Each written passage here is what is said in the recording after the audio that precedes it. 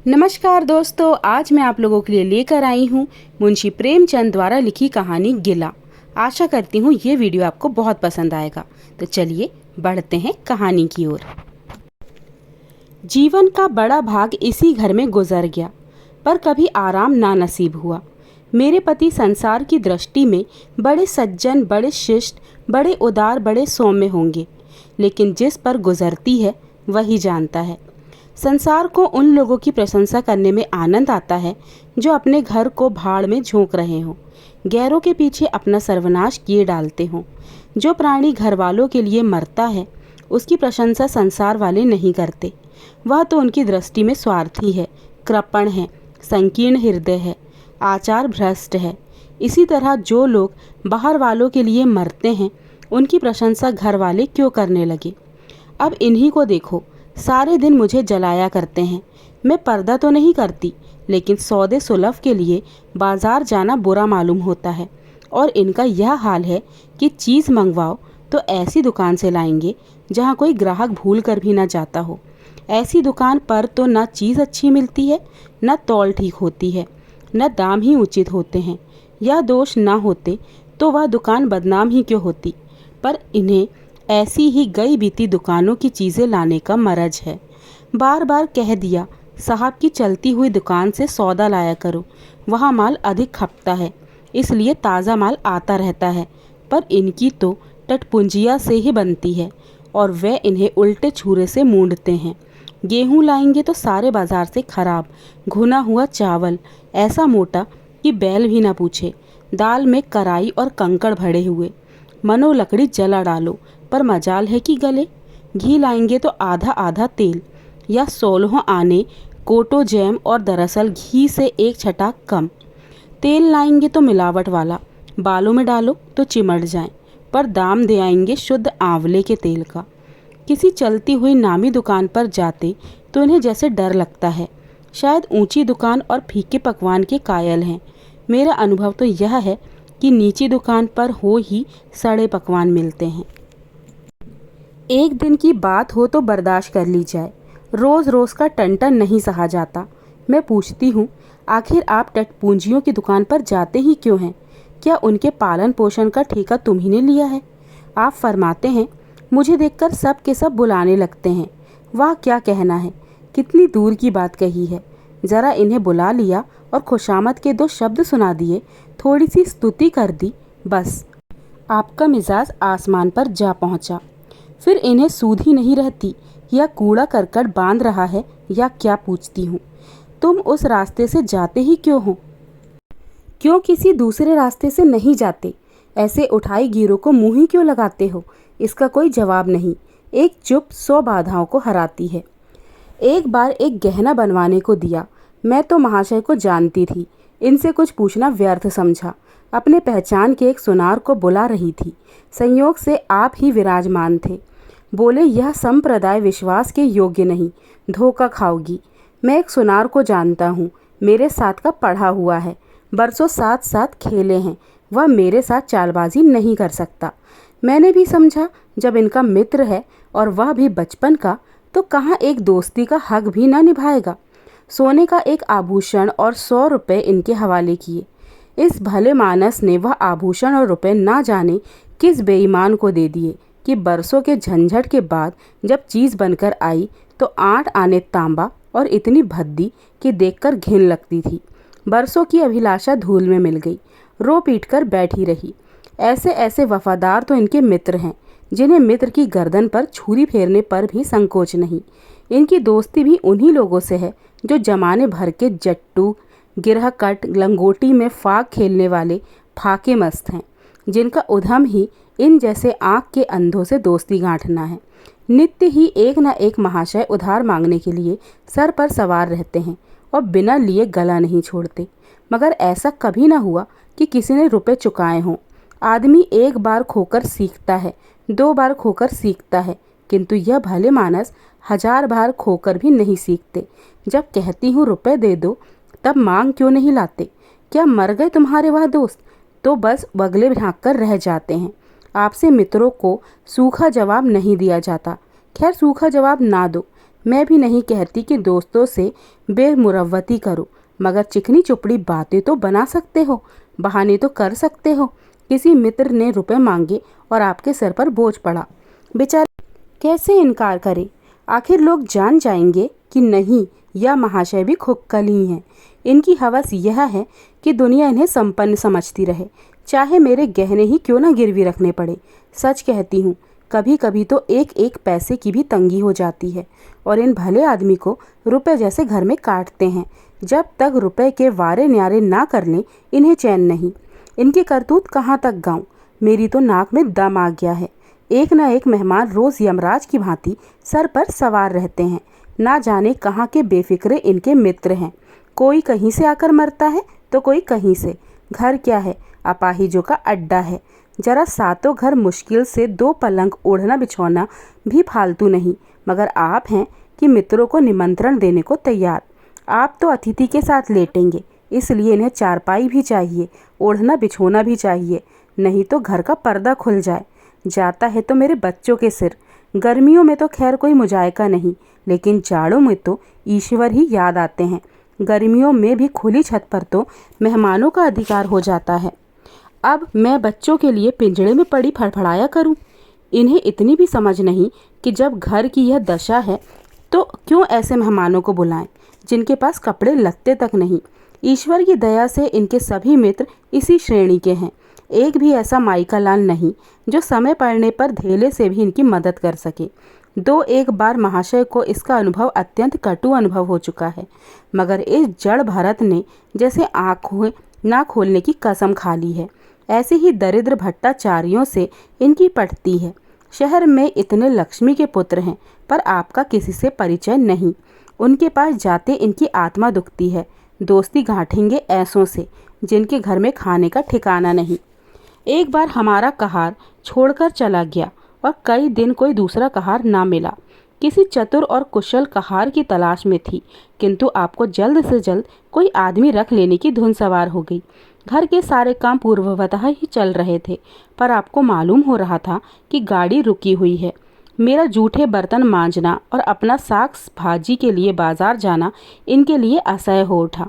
एक दिन जाने कहाँ से एक बांगड़ू को पकड़ लाए। उसकी सूरत कह देती थी कि कोई जांगलू है, मगर आपने उसका ऐसा बखान किया कि क्या कहूँ। बड़ा होशियार है, बड़ा आज्ञाकारी, परले सिरे का मेहनती, गजब का सलीकेदार और बहुत ही ईमानदार। खैर, मैंने उसे रख लिया। मैं बार बार क्यों इनकी बातों में आ जाती हूँ, इसका मुझे स्वयं आश्चर्य है। यह आदमी केवल रूप से आदमी था, आदमियत और कोई लक्षण इसमें नहीं थे। किसी काम की तमीज़ नहीं। बेईमान न था, पर गधा अव्वल दर्जे का। बेईमान होता तो कम से कम इतनी तस्कीन तो होती कि खुद खा जाता है, अभागा दुकानदारों के हाथों लुट जाता है। 10 तक की गिनती उसे ना आती थी। 1 रुपया देकर बाजार भेजूं तो संध्या तक हिसाब न समझा सके। क्रोध पी पी कर रह जाती थी। रक्त खौलने लगता था कि दुष्ट के कान उखाड़ लूं, मगर इन महाशय को उसे कभी कुछ कहते नहीं देखा। डांटना तो दूर की बात है। आप नहा धोकर धोती छांट रहे हैं और वह दूर बैठा तमाशा देख रहा है। मैं तो बचा कर खून पी जाती, लेकिन इन्हें जरा भी गम नहीं। जब मेरे डांटने पर धोती छांटने जाता भी तो आप उसे समीप ना आने देते, बस उसके दोषों को गुण बनाकर दिखाया करते, और इस प्रयास में सफल ना होते तो दोषों पर पर्दा डाल देते। मूर्ख को झाड़ू लगाने की तमीज़ ना थी। मर्दाना कमरा ही तो सारे घर में ढंग का था। उसमें झाड़ू लगाता तो इधर की चीज़ उधर, ऊपर की नीचे, मानो कमरे में भूकंप आ गया हो। और गर्द का यह हाल कि सांस लेना कठिन, पर आप शांतिपूर्वक कमरे में बैठे हैं जैसे कोई बात ही नहीं। एक दिन मैंने उसे खूब डांटा, कल से ठीक ठीक झाड़ू ना लगाई तो कान पकड़कर निकाल दूंगी। सवेरे सोकर उठी तो देखती हूँ कमरे में झाड़ू लगी हुई है और हर एक चीज़ करीने में रखी हुई है। गर्बुरदार का नाम नहीं। मैं चकित होकर देखने लगी तो आप हंसकर बोले, देखती क्या हो, आज घूरे ने बड़े सवेरे उठकर झाड़ू लगाई है। मैंने समझा दिया, तुम ढंग तो बताती नहीं हो, उल्टे डांटने लगती हो। मैंने समझा खैर, दुष्ट ने कम से कम एक काम तो सलीके से किया। अब रोज़ कमरा साफ सुथरा मिलता। घूरे मेरी दृष्टि में विश्वासी बनने लगा। संयोग की बात, एक दिन मैं ज़रा मामूल से सवेरे उठ बैठी तो कमरे में आई तो क्या देखती हूँ कि घूरे द्वार पर खड़ा है और आप तन मन से कमरे में झाड़ू लगा रहे हैं। मेरी आंखों में खून उतर आया। उनके हाथ से झाड़ू छीनकर घूरे के सर पर जमा दी। हरामखोर को उसी दम निकाल कर बाहर कर देती। आप फरमाने लगे, उसका महीना तो चुका दो।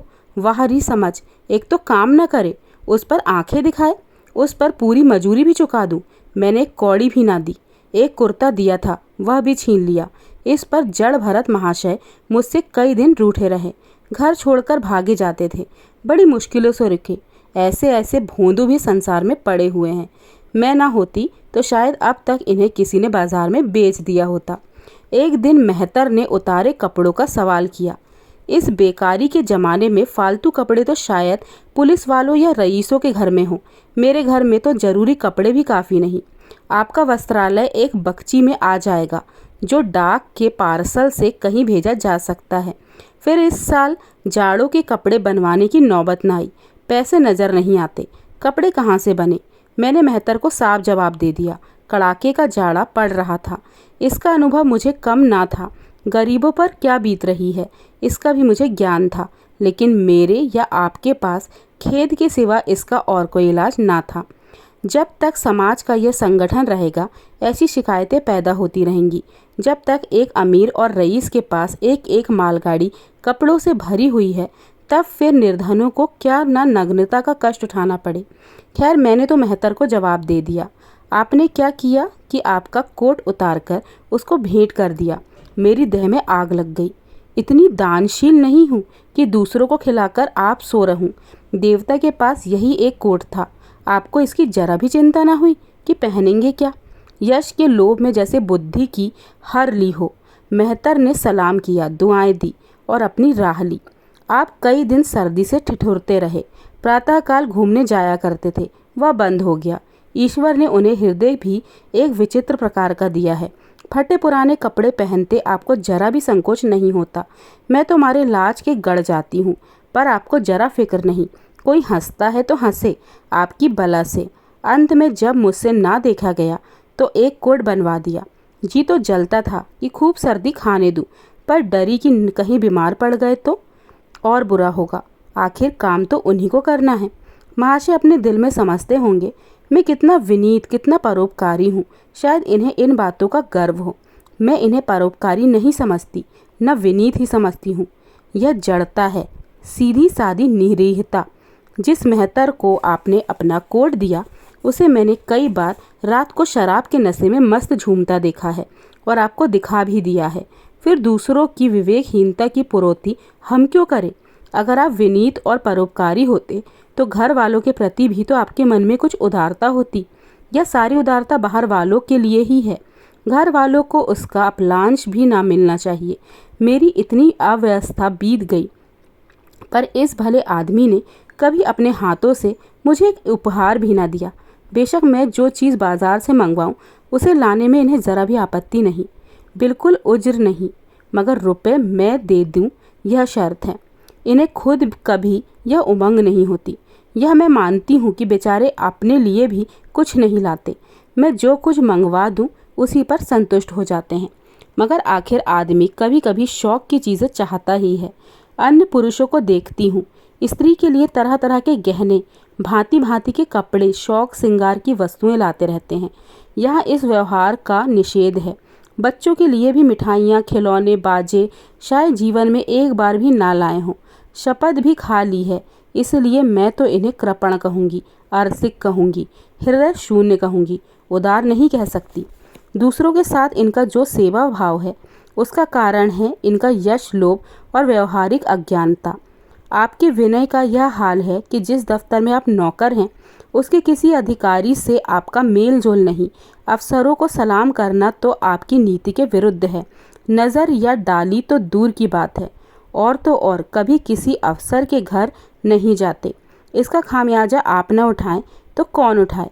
औरों को रियायती छुट्टियां मिलती हैं, आपका वेतन कटता है, औरों की तरक्कियां होती हैं, आपको कोई पूछता भी नहीं। हाजिरी में 5 मिनट की भी देर हो जाए तो जवाब पूछा जाता है। बेचारे जी तोड़कर काम करते हैं, कोई बड़ा कठिन काम आ जाता तो इन्हीं के सर मढ़ा जाता। इन्हें जरा भी आपत्ति नहीं। दफ्तर में इन्हें घिस्सू पिस्सू आदि उपाधियां मिली हुई हैं, मगर पड़ाव कितना ही बड़ा मारे, इनके भाग्य में वही सूखी घास लिखी है। यह विनय नहीं है, स्वाधीन मनोवृत्ति भी नहीं है। मैं तो इसे समय चातुर्य का अभाव कहती हूँ, व्यवहारिक ज्ञान की क्षति कहती हूँ। आखिर कोई अफसर आपसे क्यों प्रसन्न हो? इसलिए कि आप बड़े मेहनती हैं। दुनिया का काम मुरव्वत और रफ़ादारी से चलता है। अगर हम किसी से खिंचे रहें तो कोई कारण नहीं कि वह भी हमसे ना खिंचा रहे। फिर जब मन में क्षोभ होता है तो वह दफ्तरी व्यवहारों में भी प्रकट हो ही जाता है। जो मातहत अफसर को प्रसन्न रखने की चेष्टा करता है, जिसकी जात से अफसर का कोई व्यक्तिगत उपकार होता है, जिस पर वह विश्वास कर सकता है, उसका लिहाज वह स्वभावतः करता है। ऐसे सिरागीरों से क्यों किसी को सहानुभूति होने लगी? अफसर भी तो मनुष्य हैं। उनके हृदय में जो सम्मान और विशिष्टता की कामना है, वह कहाँ पूरी हो? जब अधीनस्थ कर्मचारी ही उससे फिरंट रहें तो क्या उसके अफसर उसे सलाम करने आएंगे? आपने जहाँ नौकरी की वहाँ से निकाले गए, कभी किसी दफ्तर में 2-3 साल से ज़्यादा ना टिके, या तो अफसर से झगड़ पड़े या नौकरी छोड़ देते हैं। आपको कुटुंब सेवा का दावा है। आपके कई भाई भतीजे होते हैं, वह कभी इनकी बात भी नहीं पूछते। आप बराबर उनका मुंह ताकते रहते हैं। इनके एक भाई साहब आजकल तहसीलदार हैं। घर की मिल्कियत उन्हीं की निगरानी में है। वह ठाठ से रहते हैं, मोटर रख ली है, कई नौकर चाकर हैं, मगर यहाँ भूले से भी पत्र नहीं लिखते। एक बार हमें रुपए की बड़ी तंगी हुई। मैंने कहा, आपके भ्राता श्री से मांग लीजिए। कहने लगे, उन्हें क्यों चिंता में डालूं, उन्हें भी तो अपना खर्च है। कौन सी ऐसी बचत हो जाती होगी? जब मैंने उन्हें बहुत मजबूर किया तो आपने पत्र लिखा। मालूम नहीं पत्र में क्या लिखा, पत्र लिखा या मुझे चकमा दे दिया। रुपए ना आने थे, ना आए। कई दिनों के बाद मैंने पूछा, कुछ जवाब आया श्रीमान का? आपने रुष्ट होकर कहा, अभी केवल 1 सप्ताह ही तो हुआ है खत पहुँचे, अभी क्या जवाब आ सकता है? 1 सप्ताह और गुजरा, मगर जवाब नदारद। अब आपका यह हाल है कि मुझे कुछ बातचीत करने का अवसर भी नहीं देते। इतने प्रसन्नचित्त नजर आते हैं कि क्या कहूँ।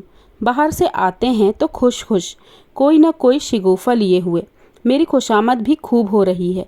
मेरे मैके वालों की प्रशंसा भी हो रही है। मेरे गृह प्रबंध का बखान भी असाधारण रीति से किया जा रहा है। मैं इस महाशय की चाल समझ रही थी। यह सारी दिलजोई केवल इसलिए थी कि श्रीमान के भाई साहब के विषय में कुछ पूछ न बैठूं।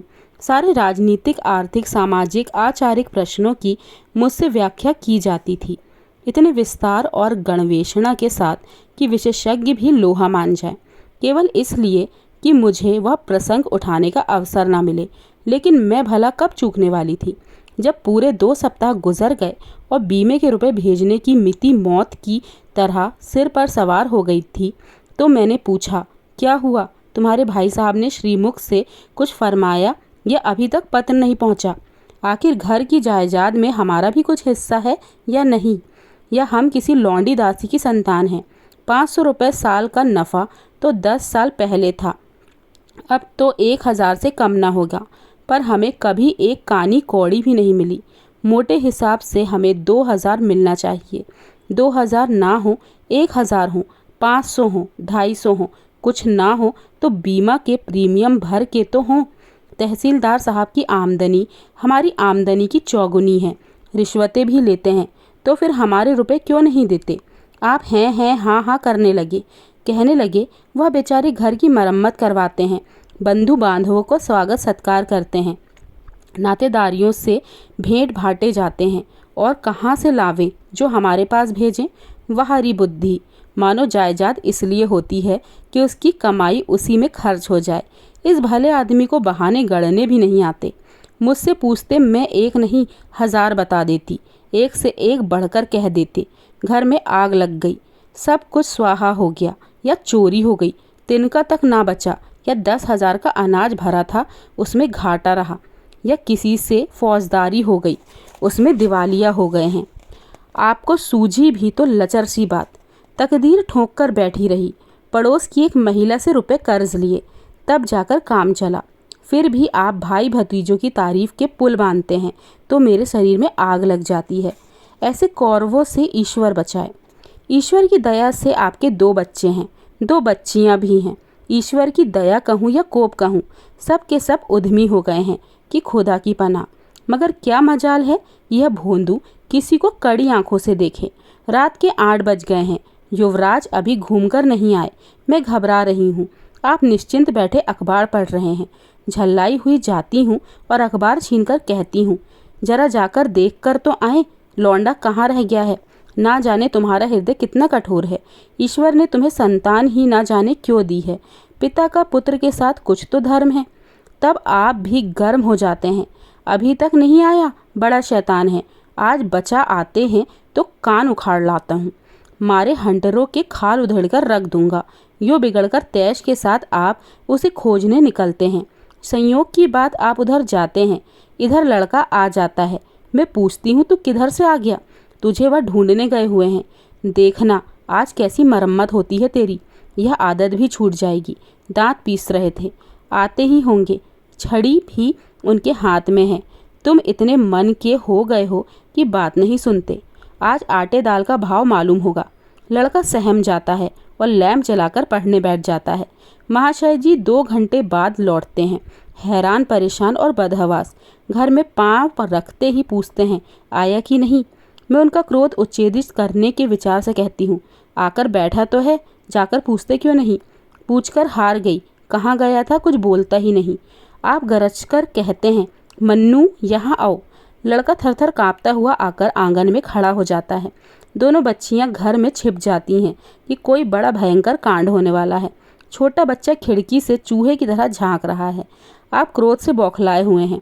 हाथ में छड़ी है ही नहीं। मैं भी वह क्रोधोन्मत्त आकृति देखकर पछताने लगती हूँ कि कहाँ से इनसे शिकायत की। आप लड़के के पास जाते हैं, मगर छड़ी जमाने के बदले आहिस्ते से उसके कंधे पर हाथ रखकर बनावटी क्रोध से कहते हैं, तुम कहाँ गए थे जी? मना किया था ना, रात को क्यों घूमते हो? खबरदार, जो अब कहीं इतनी देर होगी। आदमी शाम को घर चला आता है या मटर गश्ती करता है। मैं समझ रही हूँ कि यह भूमिका है, विषय अब आएगा। भूमिका तो बुरी नहीं, लेकिन यहाँ तो भूमिका पर ही इति हो जाती है। बस आपका क्रोध शांत हो गया, बिल्कुल जैसे क्वार की घटा घेर घार हुआ। बादल काले आए, गड़गड़ाहट हुई और गिरी सिर्फ 4 बूंदें। लड़का अपने कमरे में चला गया, शायद वहाँ नाचता होगा। मैं पराभूत होकर कहती हूँ, तुम तो जैसे डर गए। भला 2-4 चमाते तो लगाते उसे, इसी तरह तो लड़के शेर हो जाते हैं। आप फरमाते हैं, तुमने सुना नहीं, मैंने कितने जोर से उसे डांटा, बच्चे की जान ही निकल जाती। देख लेना फिर कभी जब देर से आया। तुमने डांटा तो नहीं? हाँ, आंसू पोंछ दिए। तुमने मेरी डांट नहीं सुनी? क्या कहना है आपकी डांट का? लोगों के कान बहरे हो गए। लाओ तुम्हारा गला सहला दूं। आपने एक नया सिद्धांत निकाला है कि दंड देने से लड़के खराब हो जाते हैं। आपके विचार से लड़कों को आज़ाद रहना चाहिए, उन पर किसी तरह का बंधन, शासन या दबाव ना होना चाहिए। आपके मत से शासन बालकों के मानसिक विकास में बाधक होता है। इसी का यह फल है कि लड़के बेनकेल के ऊँट बने हुए हैं। कोई 1 मिनट भी किताब खोलकर नहीं बैठता। कभी गुल्ली डंडा है, कभी गोलियां हैं, कभी कनकौए। श्रीमान भी लड़कों के साथ खेलते हैं। 40 साल की उम्र और लड़कपन इतना। मेरे पिताजी के सामने मजाल थी कि कोई लड़का कनकौआ उड़ा ले या गुल्ली डंडा खेल सके। खून पी जाते। प्रातः काल से लड़कों को लेकर बैठ जाते थे। स्कूल से जो ही लड़के आते फिर ले बैठते थे। बस संध्या समय आधा घंटे की छुट्टी देते थे, रात को फिर जोत देते। यह नहीं कि आप तो अखबार पढ़ा करें और लड़के गली गली भटकते फिरें। कभी कभी आप सींग कटाकर बछड़े बन जाते हैं, लड़कों के साथ ताश खेलने बैठ जाते हैं। ऐसे बाप का भला लड़कों पर क्या रोब हो सकता है? पिताजी के सामने मेरे भाई सीधे ताक नहीं सकते थे। उनकी आवाज़ सुनते ही तहलका मच जाता था। उन्होंने घर में कदम रखा और शांति का साम्राज्य हुआ। उसके सम्मुख जाते लड़कों के प्राण सूखते थे। उसी शासन की यह बरकत है कि सभी लड़के अच्छे अच्छे पदों पर पहुंच गए हैं। हाँ, स्वास्थ्य किसी का अच्छा नहीं है तो पिताजी ही का स्वास्थ्य कौन बड़ा अच्छा था। बेचारे हमेशा किसी न किसी औषधि का सेवन करते रहते थे। और क्या कहूँ, एक दिन तो हद ही हो गई। श्रीमान जी लड़कों को कनकौआ उड़ाने की शिक्षा दे रहे थे। यूँ घुमाओ, यूँ गोता दो, यूँ खींचो, यूँ ढील दो। ऐसा तन मन में सिखा रहे थे मानो गुरु मंत्र दे रहे हों। उस दिन मैंने इनकी ऐसी खबर ली कि याद करते होंगे। तुम कौन होते हो मेरे बच्चों को बिगाड़ने वाले? तुम्हें घर से कोई मतलब नहीं है? ना हो, लेकिन आप मेरे बच्चों को खराब ना कीजिए, बुरी बुरी आदतें ना सिखाइए। आप उन्हें सुधार नहीं सकते तो कम से कम बिगाड़िए भी मत। लगे बगले झांकने। मैं चाहती हूँ एक बार यह भी गर्म पड़े तो अपना चंडी रूप दिखाऊं, पर यह इतना जल्द दब जाते हैं कि मैं हार जाती हूँ। पिताजी किसी लड़के को मेले तमाशे ना ले जाते थे। लड़का सिर पटक कर मर जाए मगर जरा भी न पसीजते थे। और इन महात्मा जी का यह हाल है कि एक एक से पूछकर मेले ले जाते हैं। चलो चलो, वहाँ बड़ी बहार है, खूब आतिशबाजियाँ छूटेंगी, गुब्बारे उड़ेंगे, विलायती चरखियाँ भी हैं, उन पर मज़े से बैठना। और तो और आप लड़कों को हॉकी खेलने से भी नहीं रोकते। यह अंग्रेजी खेल भी कितने जानलेवा होते हैं। क्रिकेट, फुटबॉल, हॉकी एक से एक घातक। गेंद लग जाए तो जान लेकर ही छोड़े। पर आपको इन सभी खेलों से प्रेम है। कोई लड़का मैच में जीतकर आ जाता है तो ऐसे फूल उठते हैं मानो किला जीतकर आया हो। आपको इसकी जरा भी परवाह नहीं कि चोट चपेट आ गई तो क्या होगा, हाथ पांव टूट गए तो बेचारों की जिंदगी कैसे पार लगेगी। पिछले साल कन्या का विवाह था। आपको जिद थी कि दहेज के नाम कानी कौड़ी भी ना देंगे, चाहे कन्या आजीवन कुंवारी बैठी रहे। यहाँ भी आपका आदर्शवाद आ कूदा। समाज के नेताओं का छल प्रपंच आए दिन देखते रहते हैं, फिर भी आपकी आंखें नहीं खुलती। जब तक समाज की यह व्यवस्था कायम है और युवती कन्या का अविवाहित रहना निदास्पंद है, तब तक यह प्रथा मिटने की नहीं। दो चार ऐसे व्यक्ति भले ही निकल आवें जो दहेज के लिए हाथ ना फैलाएं, लेकिन इसका परिस्थिति पर कोई असर नहीं पड़ता और कुप्रथा ज्यों की त्यों बनी हुई है। पैसों की तो कमी नहीं है, दहेज की बुराइयों पर लेक्चर दे सकते हैं, लेकिन मिलते हुए दहेज को छोड़ देने वाला मैंने आज तक ना देखा। जब लड़कों की तरह लड़कियों की शिक्षा और जीविका की सुविधाएं निकल आएंगी तो यह प्रथा भी विदा हो जाएगी। उसके पहले संभव नहीं। मैंने जहाँ जहाँ संदेश भेजा दहेज का प्रश्न उठ खड़ा हुआ और आपने प्रत्येक अवसर पर टांग अड़ाई। अब इस तरह पूरा साल गुजर गया और कन्या का 17वां वर्ष लग गया। मैंने एक जगह बात पक्की कर ली, आपने भी स्वीकार कर लिया, क्योंकि वर पक्ष ने लेन देन का प्रश्न उठाया ही नहीं। हालांकि अंतकरण में उन लोगों को पूरा विश्वास था कि अच्छी रकम मिलेगी और मैंने भी तय कर लिया था कि यथाशक्ति कोई बात उठा न रखूंगी।